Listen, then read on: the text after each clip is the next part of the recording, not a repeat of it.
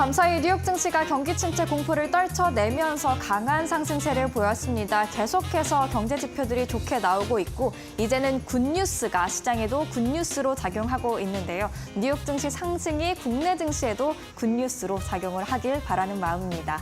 네, 지난주 전반적으로 어려웠던 한 주를 보냈지만 이번 주 들어서는 일단 지난주에 보여줬던 하락폭 어느 정도는 다 만회를 해가는 모습이 나오고 있습니다. 일단 간밤 뉴욕 증시까지 긍정적인 분위기가 나왔기 때문에 오늘도 우리는 긍정적인 상승을 기대해 볼 수 있겠고요. 간밤 뉴욕 증시에서 보내왔던 사인들 먼저 체크를 해보도록 하겠습니다. 뉴욕 증시 상황 한번 체크해 볼까요? 네, 3대 주요 지수가 일제히 강세로 마감을 했습니다. 다우 지수가 4만 선 다시금 회복을 했습니다. 1.4% 가까이 올랐고요. 나스닥 지수 2.34%, S&P 500 지수 1.61% 오름세를 보였습니다.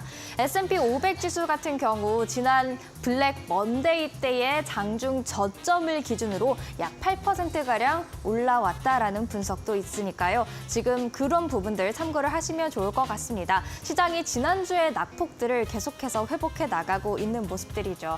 밤 사이에 또 좋은 지표들 계속해서 공개가 되고 있습니다. 일단 우리가 휴장했을 때에 미소비자 물가지수 CPI가 3년 만에 2%대로 내려왔다라는 소식 접했을 텐데요. 밤 사이에 7월 소매 판매가 1% 증가하면서 서프라이즈를 기록했다라는 소식, 그리고 지난주 신규 실업범 청구 건수가 전주 대비 7천 건 감소하면서 7월 초 이후 최저 수치를 기록했다라는 긍정적인 소식 들어와 있습니다. 경기 침체 우려가 좀 있었던 시장이었기 때문에 이렇게 경제 호조를 의미하는 굿뉴스들이 시장에도 동일하게 굿뉴스로 작용하고 있다는 점도 체크를 하시면 좋을 것 같습니다. 그렇다면 전체적인 지도도 체크를 해봐야겠죠. 지수가 강세를 보였던 만큼 전체적인 종목들도 상승, 초록불을 켰다라는 것을 알 수가 있겠는데요. 침체 우려를 떨쳐내자 좀 침체 우려에 타격을 입었었던 대량 소비재 섹터도 3%가량의 섹터 상승률을 기록하는 모습들 확인을 해볼 수가 있었습니다. 대형주도 대체로 올랐습니다. 애플, 마이크로소프트 1%가량 올랐고요. 엔비디아도 4%가량 오르면서 시총 3조 달러대에 다시 진입을 했습니다. 전반적으로 반도체주 올랐기 때문에 국내 증시 오늘 반도체주 기대를 해볼 만한 것 같습니다. 그리고 알파벳 0.7% 올랐고요. 메타가 2%, 아마존도 4.4%, 테슬라가 밤사이에 6% 이상 올랐는데 특징주를 통해서 조금 더 자세히 살펴보도록 하죠.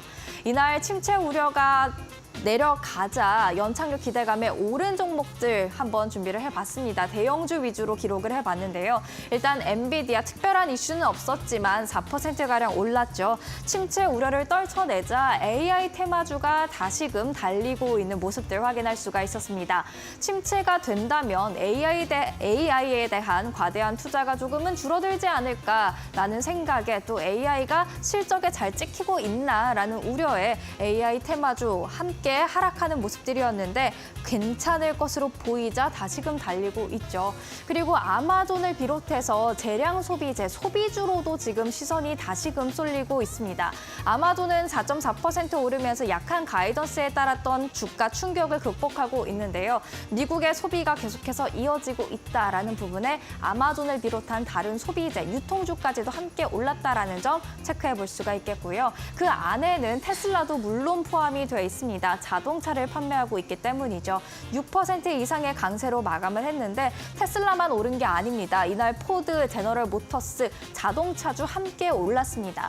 미국의 소비가 강한데 그 가운데서도 7월에 특히 자동차가 잘 팔렸다, 판매 지수가 좋았다라는 그런 분석들이 나오자 자동차주 함께 올라가는 모습들까지도 확인을 해볼 수가 있었습니다. 또한 목요일장에서 헤드라인을 장식했던 종목 중 하나가 바로 월마트가 되겠습니다. 미국에서 가장 큰 유통업체가 되겠는데요. 6.58% 강세를 보였죠. 호실적에다가 가이던스까지도 상향 조정했습니다. 그만큼 지금 소비에 대해서 자신감이 있다라는 것을 숫자를 통해서 보여줬다라고 해석을 해볼 수가 있겠는데, 다만 가이던스를 상향 조정하긴 했지만 그래도 시장 컨센서스보다는 살짝 못 미치거나 부합하는 수준에 머문 것으로 확인이 되고 있습니다. 그렇기 때문에 계속해서 강한 소비가 상승이가 이어질지는 앞으로도 지켜보셔야 될 것 같습니다. 그리고 시스코 시스템즈도 이날 정말 오래간만에 강한 상승세 6.8%의 오름세를 보였는데요. 호실적 기록했고요. 인력 7% 감원할 계획이라는 그런 소식을 전했습니다. 인력을 감원한다, 즉 비용 절감에 적극적으로 대처하겠다라는 이야기가 되겠죠. 지금 경기가 그렇게 많이 강하지만은 않은 가운데 기업들이 그래도 높은 매출, 높은 순이익을 기록할 수 있었던 이유는 비용 절감에 키가 있었기 때문에 이 부분을 지금 시장은 긍정적으로 해석을 한 것 같습니다.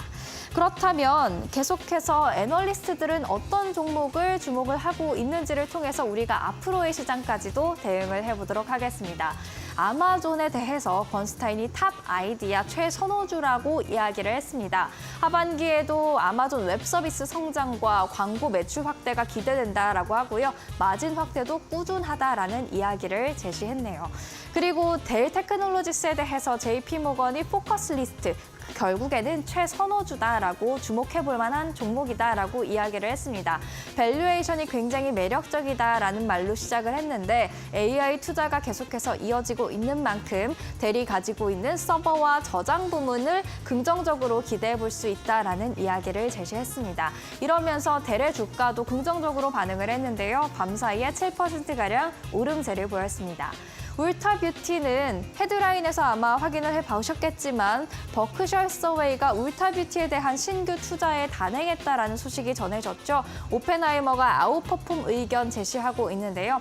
버크셔 해서웨이의 지분이 확인된 점이 긍정적이다라면서 계속해서 시장을 아웃퍼폼하는 그런 흐름들 나타날 수 있다라는 긍정적인 코멘트를 제시했습니다. 밤사이에 역시나 11%가량 오름세를 보였습니다.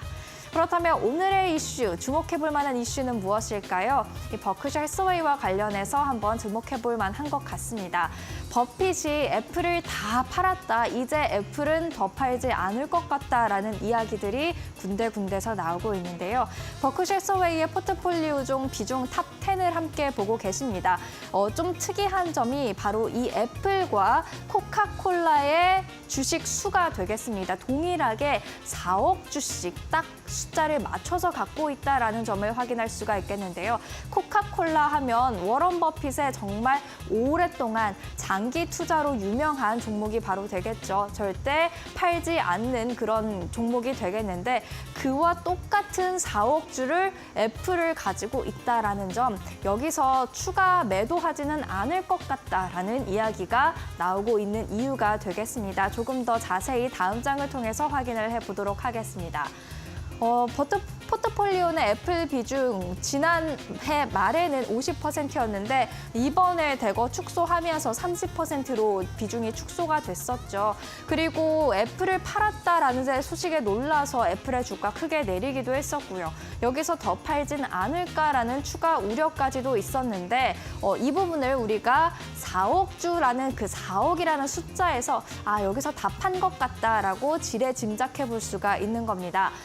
그 이유 또 워런 버핏의 이전 말들로도 통해서도 알 수가 있었는데요. 최근 컨퍼런스 콜에서 했던 말들 좀 적어와 봤습니다. 코카콜라는 멋진 기업이고 더 멋진 기업은 애플이다. 즉 애플에 대한 성장성이 예전만큼 정말 강하지 않을 것으로 예상이 되기 때문에 조금 차익 실현을 한 것이지 성장이 없다라는 것은 아니다라는 것을 여기서 좀 유추해 볼 수가 있겠고요. 코카콜라보다 더 멋진 기업이라는 점에서 4억 주 이하로 내려가진 않진 않을까라는 생각을 해볼 수가 있는 겁니다.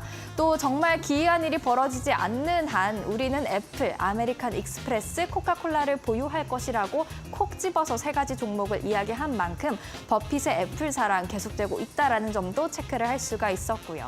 다만 애플을 매도한 돈으로 한 것인지는 모르겠지만 애플을 매도한 가운데 버핏이 이끄는 버크셔 해서웨이가 화장품 소매업체 울타뷰티와 항공기 부품 제조사 헤이코의 지분은 0.1%씩 포트폴리오 내에 편입한 것으로 알려져 있는데요. 이런 부분에 대해서는 앞으로 혹시 포트폴리오 내 비중이 추가적으로 확대되는 건 아닐지 한번 체크해 볼 필요는 있을 것 같습니다. 일단 오늘 하고 싶었던 얘기는 애플 애플에 대한 추가 매도 우려는 잠시 접어두셔도 될 것 같다라는 시그널들 월가에서 나오고 있다라는 이야기였습니다. 이렇게 목요일장 정리를 해봤고요. 앞으로 주목해볼 이슈까지도 체크를 해봤습니다. 이어서 국내 증시의 주요 이슈들 체크해보시죠.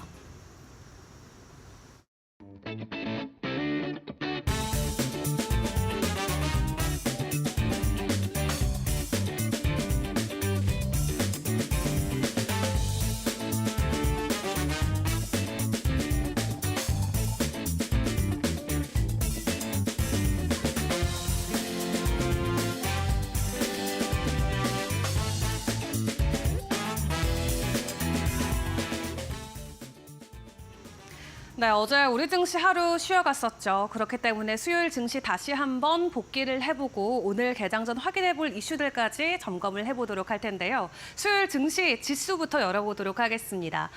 지난주 월요일에 보여줬었던 이 블랙 먼데이에 대한 공포의 기억을 지우기라도 하려는 듯 코스피와 코스닥 이번 주 지속적으로 가파르게 회복의 움직임을 보여줬습니다. 수요일에도 코스피는 0.8% 증가하면서 2640선까지 터치를 해줬고요. 코스닥 쪽에서도 1.5%대 강한 상승이 나오면서 776선까지 어느덧 올라와준 모습입니다.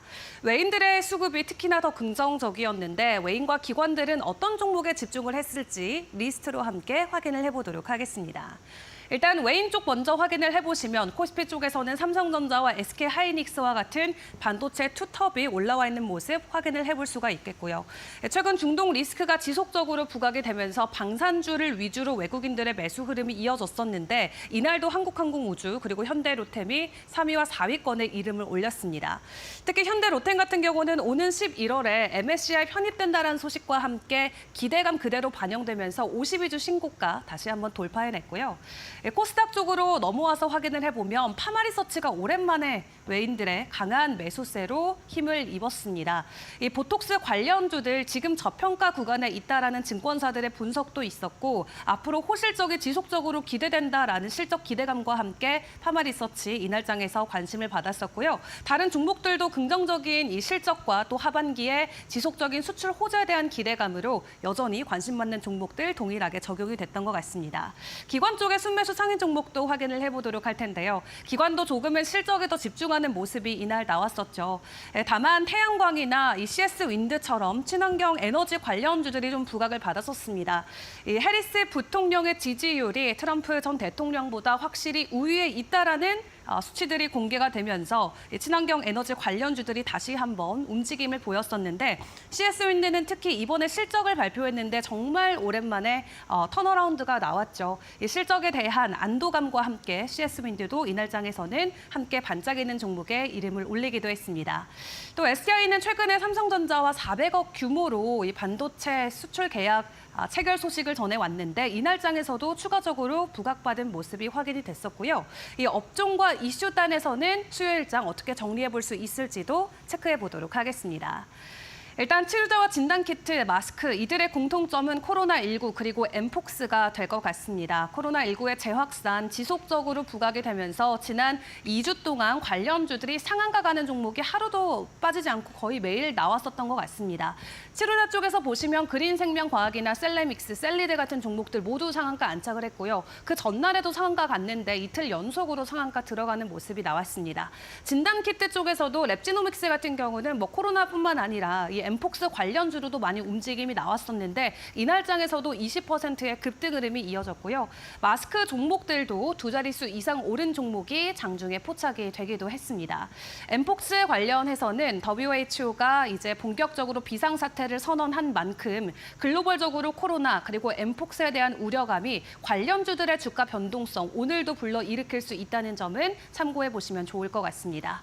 이 외에 또 어떤 종목들이 있었는지도 추가적으로 확인을 해보도록 할 텐데요. 반도체나 전기차, 화재 관련주들, 로봇주들도 지난주 수요일 굉장히 큰 관심을 받았었습니다. 반도체 쪽을 먼저 보시면 그 전날에 엔비디아 주가가 6% 넘게 급등을 하면서 필라델피아 반도체 지수가 4% 넘게 올라왔었고요. 그런 지수 급등에 따라서 관련주들이 두 자릿수 이상 올라가는 종목들이 나오기도 했습니다.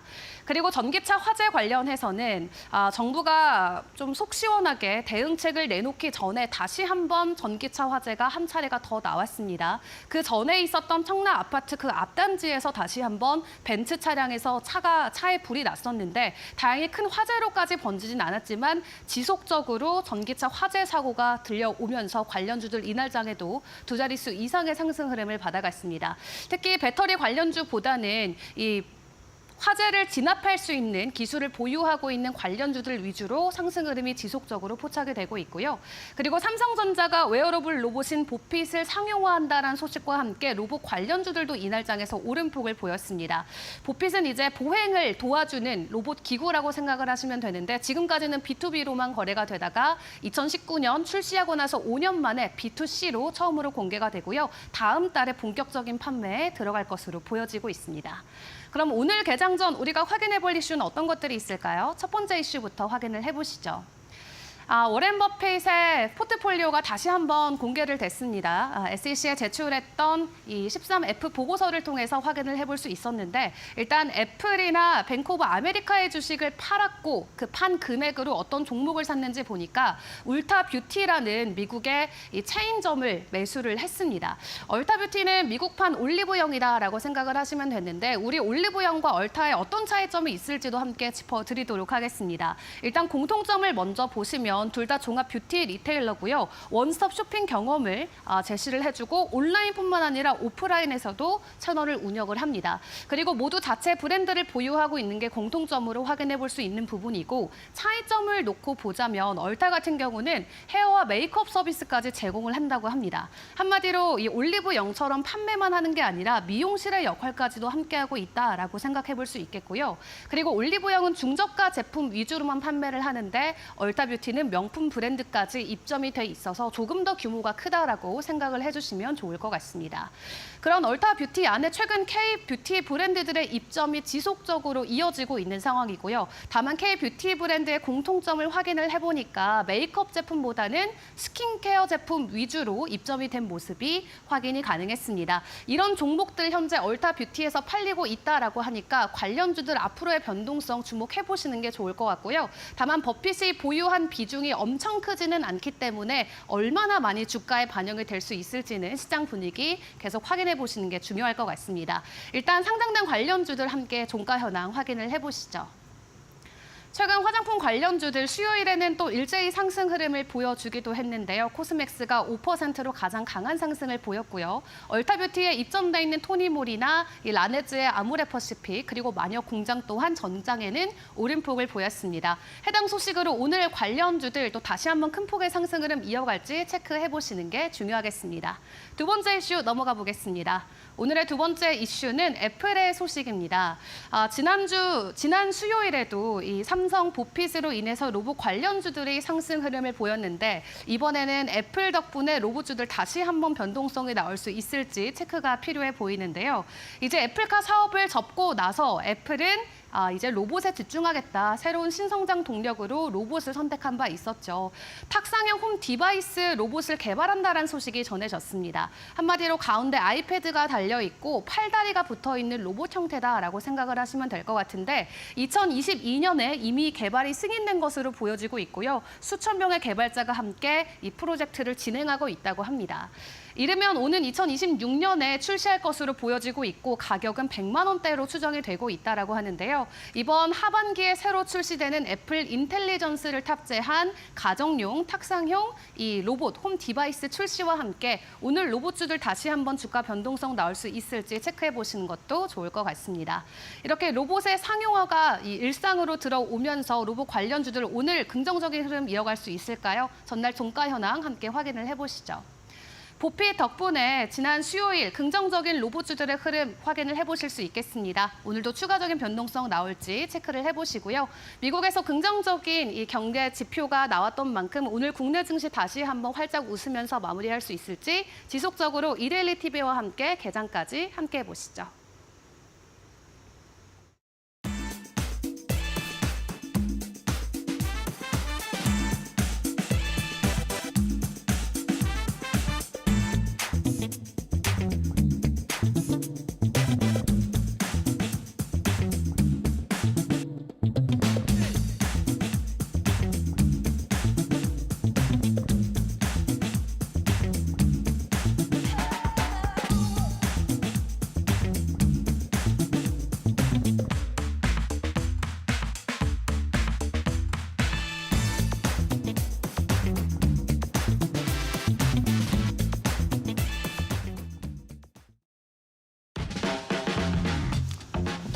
네, 시청자 여러분 안녕하십니까. 8월 16일 금요일입니다. 또 이번 한 주 또 잘 가고 있습니다. 오늘 하루 잘 마무리하시길 바라겠고요. 자, 오늘 이데일리 TV 뉴스 브리핑 시작하겠습니다. 최근 이 급락장에서 반등장으로 이제 전환한 이 상황에서 가장 큰 승자 누구라고 할 수 있을까요? 저는 개인 투자자에 좀 더 점수를 좀 높게 주고 싶습니다. 최근 반등장에서 개인 투자들이 반도체주를 집중 매수를 했습니다. 삼성전자나 하이닉스 주가가 이번 급락장에서 많이 떨어졌고 그 떨어지는 날마다 계속해서 집중적으로 매수를 했던 건데요. 매수 금액만 보더라도 삼성전자가 2조 7천억 원, SK하이닉스 5천억 원 가까이, 그리고 한미반도체도 400억 넘게 순매수를 했습니다. 주가를 이제 보면은 저게 이제 뚝 떨어진 데가 이제 8월 5일 전후가 되겠죠. 그때 삼성전자 7만 원대 초중반까지, SK하이닉스 15만 원대 초반까지 주가가 급격하게 떨어졌었습니다. 그때마다 이제 개인들이 이제 순매수를 했다 이렇게 좀 말씀을 드릴 수가 있는 건데요.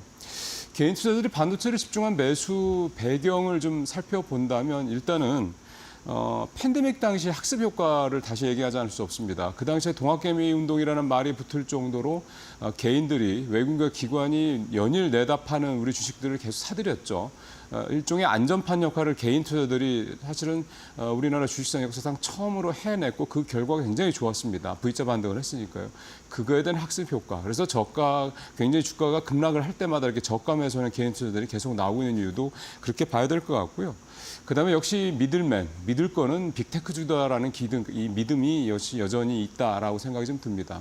그리고 또 반도체 관련주, 특히 TSMC 실적을 보면은 확실하게 매출이 성장을 하고 있는 게 보이거든요. 이런 부분들. 그러니까 28일 엔비디아 실적 발표 때도 이런 게 그대로 고스란히 나타날 거다. 이거에 대한 기대감도 좀 작용을 하고 있는 것 같습니다.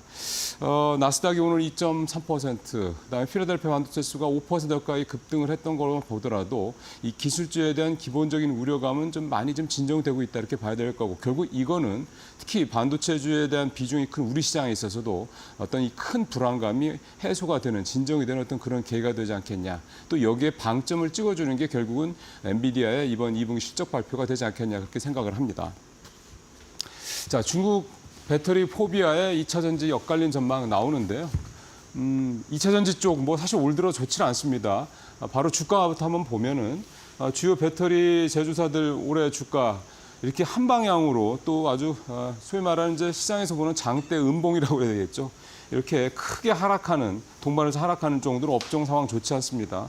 삼성 SDI 31% 떨어지는 걸 비롯해서 LG엔솔, SK이노베이션 다 20% 중후반, 초중반 이렇게 급락을 하고 있고, 에스코프로비엠 같은 이런 소재주들도 잘 아시는 것처럼 굉장히들 많이 떨어져 있는 상태입니다. 물론 최근에 좀 반등하는 모습, 특히 화재 사건 이후에 좀 반등하는 모습이 나타나고 있긴 합니다만, 이 전기차와 관련돼서는 악재가 사실은 손가락으로 다 한 손에 안 들어올 정도로 많습니다. 최근에는 특히 각국이 이제 전기차 관련된 투자의 속도 조절에 들어가는 것도 더 좀 악재가 되고 있다고 봐야 될 것 같고요. 여전히 가격도 좀 세고 또 미국도 그렇고 이 전기차 판매량이 좀 둔화되는 것도 좀 그런 어떤 이유다 이렇게 볼 수가 있겠고, 그럼 최근에 이 벤츠 전기차 사고, 이 화재 사고를 또 계기로 그동안 좀 찜찜했었던 내 전기차, 또 내가 사고 싶은 전기차의 배터리는 어디서 만드는 거야? 누가 만드는 거에 대한 이런 어떤 찝찝함, 이런 어떤 불투명성이 투명하게 좀 해소가 됐다라는 측면에서 또 긍정적으로 보는 시각도 있습니다. 그다음에 대중경제가 계속되다 보니 결국은 누가 대통령이 되든 간에 우리 이 전기차 배터리 업체들 또 소재주들한테는 호재가 될 것이다. 이런 기대감도 좀 있고요. 근데 어쨌든 신중론자나 낙관론자 다 공이 전기차 시대로 갈 거라는 거에 대해서는 다 똑같은 생각을 하고 있습니다. 여기서 좀 중국의 사례를 좀 말씀을 드리고 싶은데, 중국이 지난 상반기 자동차 판매 그 결과가 나왔는데 보면 처음으로 이 전기차, 신차 중에 전기차 판매량이 내연기관차 판매량을 앞섰습니다. 51%대 49%였는데요. 이렇게 중국에서 전기차 판매가 내연기관차 판매량을 앞서게 된 가장 큰 이유는 일단 전기차 값이 싸졌다.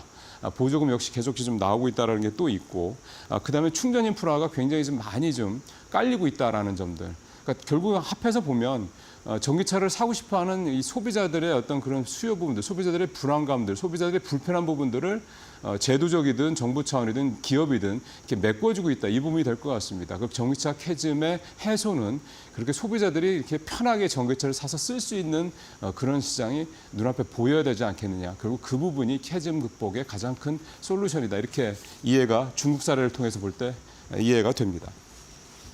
이 오뚜기가 원래 작년 11월에 제품 가격 올리려고 그랬는데 정부한테 한 방 맞았죠. 그래서 그때 못 올렸습니다. 가격을. 그러던 거를 이번 8월에 어제 기준으로 해서 이제 카레, 케찹 등 이런 레토르트 식품 관련된 또는 그 소스류들 가격을 연달아 다 올렸습니다. 대형마트는 어제부터 바로 적용이 됐고요. 편의점은 이제 다음 달 1일부터 좀 적용이 될 거라고 하는데 인상 이유는 사실 뻔히 알죠. 원부자재 가격 인상 때문이고 특히 최근 들어서는 이 소금과 설탕 가격이 많이 올랐습니다. 소금과 설탕 가격이 최근에 한 15% 전후로 이렇게 올랐는데 최근 5년 새 좀 가장 높은 가격이거든요. 우리가 소금이나 설탕 가격은 그렇게 비싸냐 이런 생각이 별로 안 드는데 이게 가격이 오르다 보니까 전체적으로 식료품, 외식업체도 마찬가지로 식료품 가격에 반영이 될 수밖에 없는 그런 구조가 좀 만들어지고 있고 그래서 이제 오뚜기가 그동안 그때 못 올렸던 가격을 이번에 이제 올린 상황이 됐다 이렇게 볼 수가 있겠는데 보통 이렇게 되면 음식료줄 주가에 호재가 될 수 있습니다. 일단 가격이 올랐으니까요. 그리고 그동안에 재료값이 올랐는데도 가격을 못 올렸기 때문에 생겼던 이런 실적 부진 부분들, 특히 오뚜기가 이번 2분기 시장이 안 좋았던 게 이런 가격을 올리지 못했던 것에 따른 영업이익 감소가 굉장히 컸던 게 가장 큰 타격이었거든요. 그러니까 그런 부분들이 이제 해소가 될 수 있는 여지가 있고 음식료점 같은 경우는 또 업종 특성상 이 원부자재 가격에 따른 그런 주가 부침, 일종의 스크리컬처럼 이게 좀 있거든요.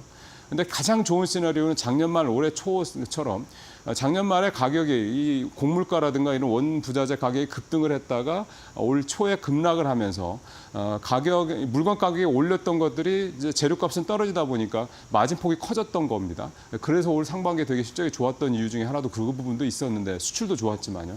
결국 이번에도 이런 현상이 또 발생할 수 있을 것이냐. 예를 들어 설탕이나 소금값이 다시 급락을 한다면 당연히 또 식품업체들의 어떤 실적에는 굉장히 큰 도움이 될 수 있다 이렇게 볼 수가 있는 거죠. 또 여기에 이제 최근 들어서 하나 덧붙여야 될 것은 이제 K푸드라는 말에서 이제 우리가 알 수 있듯이 북미라든가 유럽 쪽, 동남아 쪽의 수출 이 부분이 과연 어떻게 될 것이냐. 오뚜기 같은 경우는 수출 쪽에서 좀 부진했는데 하반기에는 수출 쪽에서 좀 긍정일 것이냐. 또 다른 전반적인 음식료 업체들 하반기 수출도 계속해서 상반기처럼 견조할 것이냐. 이런 부분들이 올해 하반기에 음식료 업종들은 또 중요한 또 체크 포인트가 되지 않겠냐 봅니다. 자, 마지막은 이제 채권 얘기를 좀 또 오랜만에 좀 해보겠습니다. 9월 전에 고금리 막차를 타자 미 국채 40일 만에 2조 투자했다. 금리 인하가 이제 임박한 것으로 계속해서 이제 무게가 실리면서 이제 이른바 채권의 시대가 또 되고 있는 게 아니냐라는 그런 생각들을 많이 하시는 것 같습니다. 그래서 실제로 채권 투자들 많이 하고 계시고 조금 더 이제 안전한 걸 생각하시는 분들은 이제 은행이나 저축은행 같은 경우에 좀 금리가 높았던 소위 말하는 특판 상품들, 그런 정기 적금이나 예금 상품들 이런 상품들에 좀 마지막에 좀 가입을 하시려고 늘 많이 좀 움직이시는 그런 모양입니다. 13일 기준으로 국내 투자들의 미국 국채 보관 금액 표가 나왔는데 한번 표를 보겠습니다. 올 1월에 우리나라 사람들이 갖고 있는 국채 금액이 한 48억 달러 정도 됐는데 1월 달 얘기죠. 표에서 보시는 것처럼. 근데 지난 8월 13일 기준으로 보면 95억 달러, 거의 100억 달러 육박을 하고 있습니다.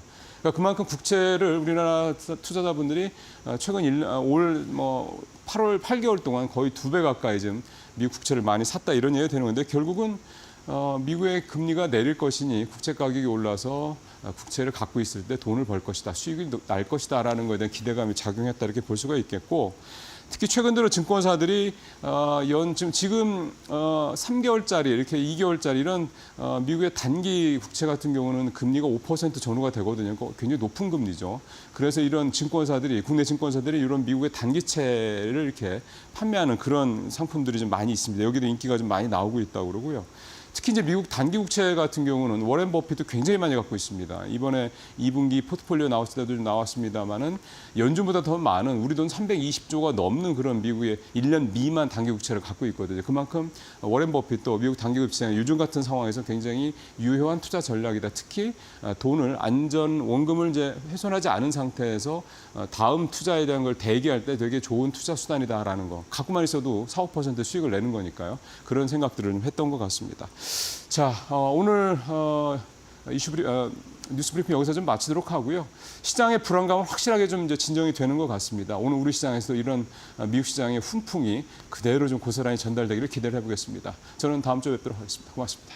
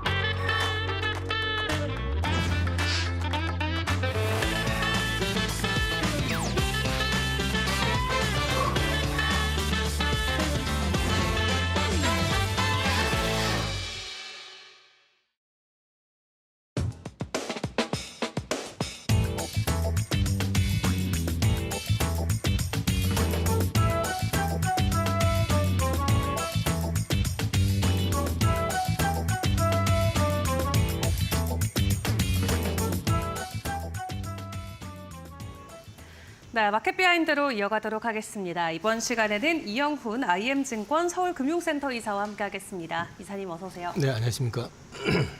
네, 어제 저희가 딱 하루 쉬어가는 동안 글로벌에서 정말 중요한 경제 지표들이 마구 쏟아졌습니다. 미국 쪽에 조금 집중해서 이야기를 나눠보도록 할 텐데요.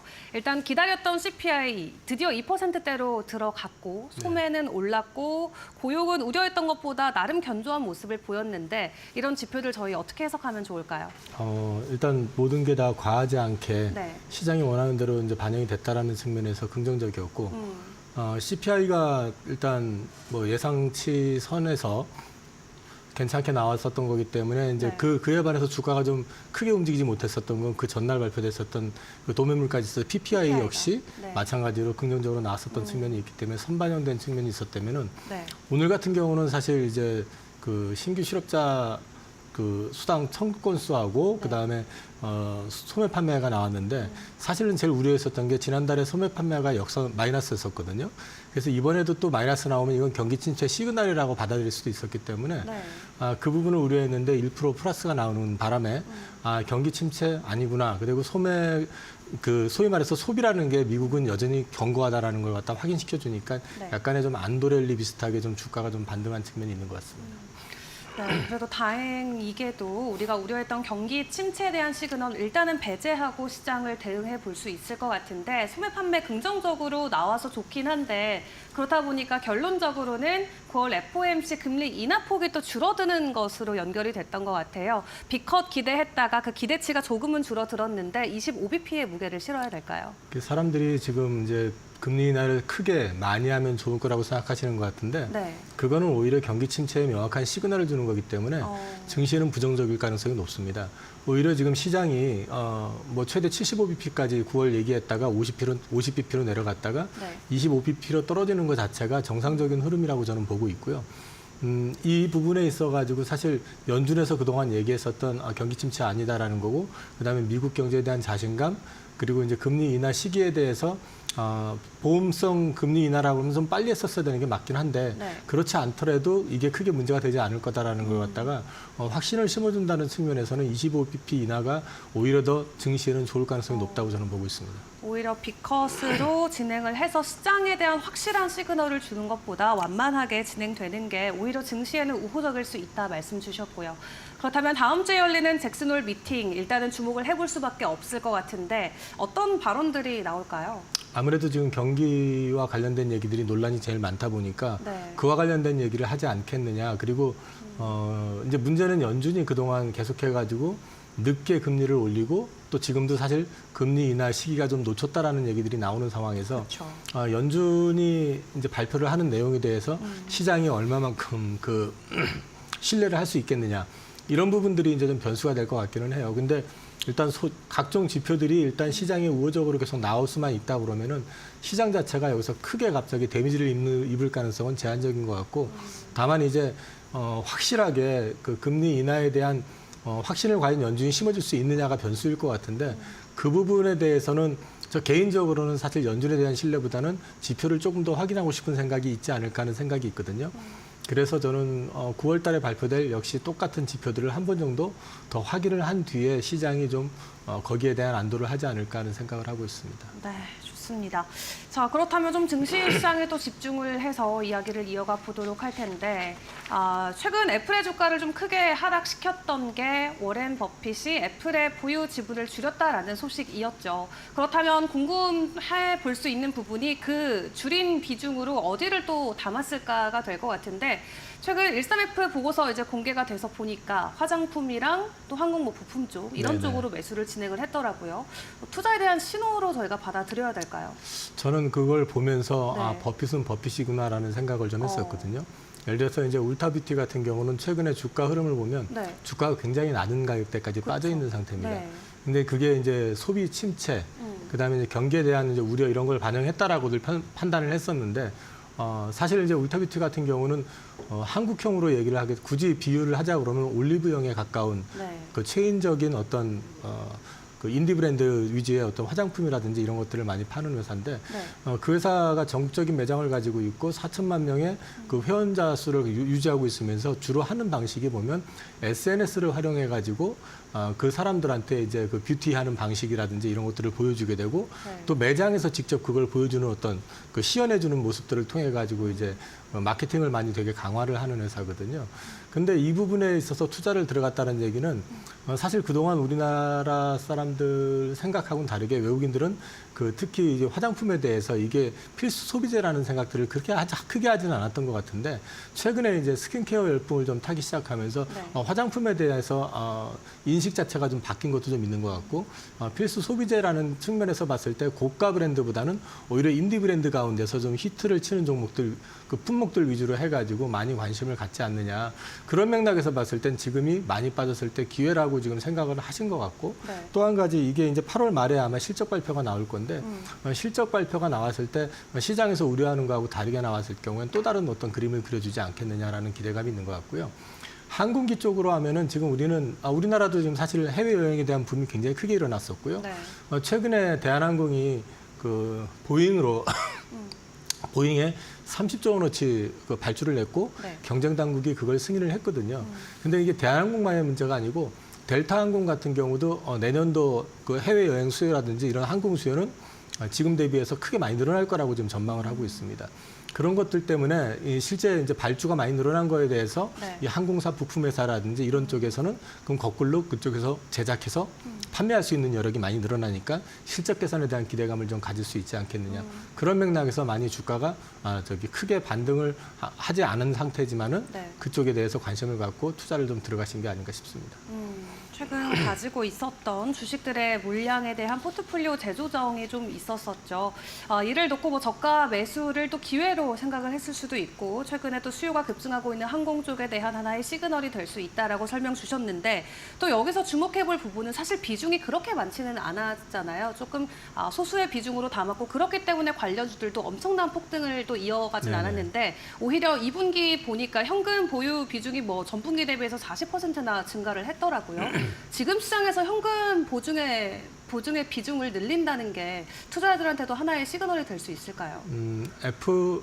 버핏의 투자 패턴을 보게 되면은 굉장히 네. 안전한 투자를 위주로 이제 선호를 하시는 분이기 때문에 지금 시장 자체가 사실 경기에 대한 논쟁이 좀 심한 것도 사실이고 그다음에 이제 법의 이 얘기까지 나온 상황에서 실제로 보여지는 부분들이 AI가 끝이라는 것보다는 AI에 투자한 거에 비해서 실제로 효용성이 별로 없다라는 걸 자꾸 이제 보여주고 있는 상황이기 때문에 충분히 그분의 투자 패턴으로 봤을 때는 우리가 왜 그랬구나라는 걸 이해할 수 있는데 네. 문제는 이제 일반 투자자들이 버핏의 어떤 투자 패턴을 따라하는 게 생각처럼 쉽지 않습니다. 왜냐하면 버핏 같은 경우는 예를 들어서 경기 침체를 예상을 하고 현금을 많이 만들었다고 해서 그게 뭐 6개월 내에 3개월 내에 나오는 게 아니라 경우에 따라서는 2년이 지난 뒤에 폭락하는 경우도 있어요. 근데 그 안에 사실 버핏의 포트폴리오를 보면은 수익이 굉장히 크게 나 있는 거. 예를 들어서 애플 같은 경우만 해도 네. 지금 신고가선에서 지금 비중을 줄여버린 거잖아요. 그렇기 때문에 그 금액의 투자 여부하고 상관없이 본인은 충분한 어떤 수익을 누렸다라고 생각을 하면 그렇게 가실 수 있는 부분이 있는 거기 때문에 일반 투자자들이 그거를 그대로 따라 한다는 게 생각처럼 그렇게 쉽지는 않은 것 같더라고요. 알겠습니다. 버핏이 현금 비중을 늘렸다라고 해서 그게 바로 뭐 경기 침체까지 이어진다는 시그널은 또 아니고 개인 투자자들이 따라하기에도 그렇게 쉬운 방법은 아닐 수 있다 말씀해 주셨고요. 그렇다면 국내 장에서 우리는 어떤 대응책을 또 펼쳐 나가야 될지 고민을 해야 되는 시점이 될 것 같습니다. 일단 8월말 놓고 봤을 때 개인 투자자들 그리고 외국인들이 좀 예측하는 우리 시장의 방향성이 엇갈리는 지표들이 나오고 있는데요. 어떻게 예측을 하실까요? 일단 개인 투자자들 저점에서 주로 이제 삼성전자나 하이닉스나 이런 쪽을 많이 산 걸로 아는데 네. 그건 과거 학습 효과인 것 같고요. 어쨌든 그 학습 효과가 성공적으로 지금 반영이 되고 있다라고 지금 보고 있습니다. 근데 이제 이게 월 말까지를 놓고 봤을 때는 외국인들 포지션 같은 경우는 현재 선물을 중심으로 해서 매도세가 많아요. 그런데 이제 이 부분도 사실은 외국인들은 이 풀어내는 방식이 결국 가가지고 선물하고 현물하고 어떤 합성을 포지션을 통해서 풀어내기 때문에 그 사람들의 어떤 뭐 손실 여부를 걱정할 게 아니라 전체 큰 그림을 놓고 얘기한다 그러면 네. 이달 말까지는 저는 일단 오늘은 강하게 시작을 하겠죠. 근데 이달 말까지는 어떤 상승을 하더라도 상당히 제한된 구간일 가능성이 높고 네. 오히려 저는 이제 상승의 어떤 베팅을 한다 그러면은 한 번 더 CPI라든지 그다음에 뭐 소매 판매라든지 이런 것들을 다 확인을 해보고 non-farm 그러니까 비농업 고용자 수라든지 이런 걸 네. 확인을 한 다음에 상승 쪽으로 방향을 좀 잡지 않을까 싶어서 저는 8월보다는 9월에 오히려 좀 9월 달에 그 지표들을 확인하면서 방향을 상방으로 좀 잡지 않을까 하는 생각을 하고 있습니다. 네, 일단 8월보다는 9월에 나올 변동성 조금 더 주목을 해보자 말씀을 해주셨고 그렇다면은 8월에는 우리가 관망을 하는 게 낫겠다라는 의미로 풀이를 해봐도 괜찮은 걸까요? 보유하신 종목들 가운데서 네. 예를 들어서 사고 싶었는데 그동안 많이 올라서 못 샀던 주식들은 지금 많이 빠져 있기 때문에 네. 그런 것들은 오히려 기회가 될 수도 있겠지만은 아직까지는 저는 이렇게 적극적으로 현금을 투자해가지고 상방에 베팅을 하는 거는 조금 더 지켜봐야 되지 않을까 싶습니다. 네, 조금은 상반과 관련돼서는 더 보수적으로 지켜보는 것도 좋겠다 말씀을 주셨고 어쨌든 9월 돼서는 이제 FOMC 금리 인하까지 겹쳐 있기 때문에 9월 돼서 확실한 변동성이 나올 수 있을 것 같습니다. 그럼 마지막 좀 선물 같은 키워드로 9월 돼서는 저희가 봐야 될 업종 어디가 가장 탑픽이 될 수 있을까요? 지금 그 부분이 참 곤혹스러운 부분인데 네. 일단 반도체 같은 경우는 지금 추세가 죽지 않았다는 측면하고 최근에 레거시 반도체 가격 상승이나 이런 걸 놓고 봤을 때는 네. 삼성전자나 하이닉스 같은 경우는 추세 흐름이 좀 가능하지 않을까 싶고요. 그다음에 이제 조선 같은 경우도 최근에 이제 수주가 조금 주춤하긴 하지만 네. 가을 되면서 재차 수주와 관련된 스케줄이라든지 그다음에 미 해군 MRO 관련된 부분들이 좀 나올 가능성이 있다. 그런 것들을 봤을 때 결국 가가지고는 상반기에 강했었던 반도체, 네. 조선, 방산 그리고 금리 인하가 본격화되고 네. 어떤 스케줄대로 뭐 유한양행이라든지 알테오젠의 어떤 흐름이라든지 이런 것들이 방향이 잡힌다 그러면은 바이오까지 해가지고는 네. 전반적으로 긍정적인 그림이 나오지 않을까 싶습니다. 알겠습니다. 바이오와 반도체, 조선, 방산까지 상반기에도 움직임이 나왔던 종목들 하반기에도 지속적으로 집중해보자 설명 주셨습니다. 여기까지 이혁훈 이사와 함께했습니다. 수고하셨습니다. 네, 고맙습니다.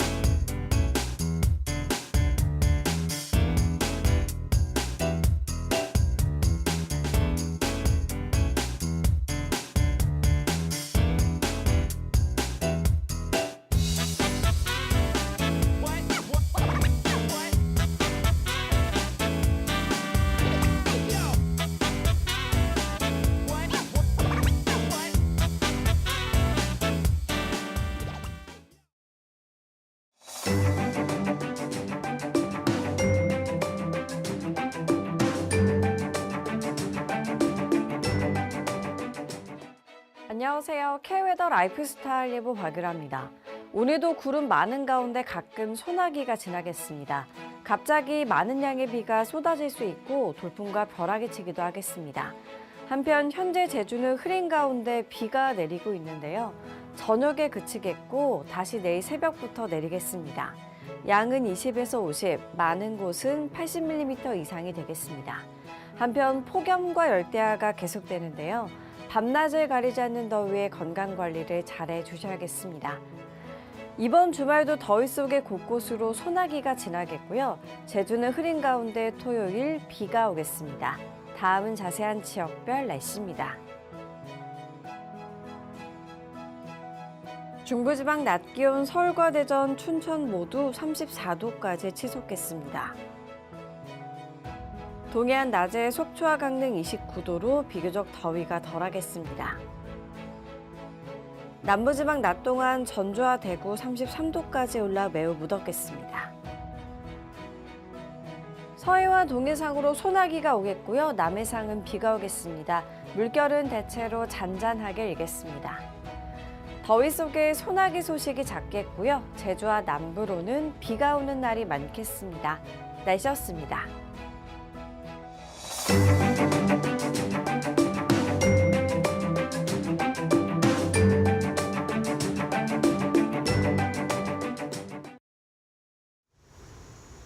뉴욕 증시가 경기 침체 공포를 떨쳐내고 있지만 한켠에서는 계속해서 S&P 500 지수의 조정이라든가 아니면 경기 침체가 약하게나마 올 수 있다라는 이야기들이 있습니다. 이럴 때일수록 저희는 숫자 그 자체에 집중을 하면서 흔들리지 않는 투자를 이어나가야 될 것 같은데요. 일단 국내 증시 오늘은 좀 긍정적으로 기대를 해볼 수가 있겠죠. 네, 그랬으면 좋겠습니다. 지금 시장에서 또 가장 중요한 게 수급 주체가 될 것 같은데 수요일에 외인들의 강한 매수세가 들어왔던 만큼 오늘도 다시 한번 긍정적인 수급 주체 동향과 함께 국내 증시 활짝 웃어주면 좋을 것 같습니다.